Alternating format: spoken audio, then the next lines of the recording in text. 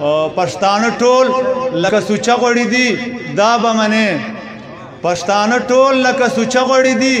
دا به منې خو که څوک پت زده کوي پت په مروت زده کوي مننه پښتانه ټول لکه سوچه غوړي دي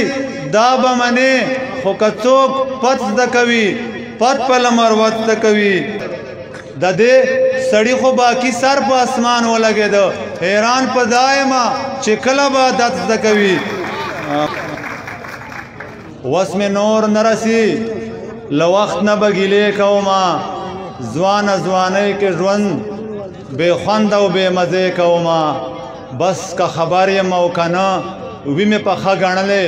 د سحر لمونځ سره هم نیت ته جنازې کومه خدایا پورا مو دا ارمان کا خدایا پورا مو دا ارمان کا بیا مو دا اوران کلی ودان کا او ټوپکا کور د مولا وران کا لموږ د وران کړل تر ناوخته محفلونه او یو څو شعرونه غزل والوایم چې صاغر صاحب وایي ځان ته راغواړي د ادب ناوې خو صد زده کوي ځان ته راغواړي د ادب ناوې خو صد زده کوي زما د خیال مارغه وړوکی د الوت زده کوي شعر ده چې د دې سړي خو باقي سر په اسمان ولګېده د دې سړي خو باقي سر په اسمان ولګېده حیران په دایمه چې کله به عادت زده کوي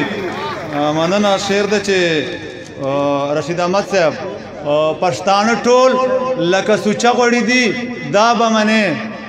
پښتانه ټول لکه سوچه غوړي دي دا به منې خو که څوک پت زده کوي پت په مروت زده کوي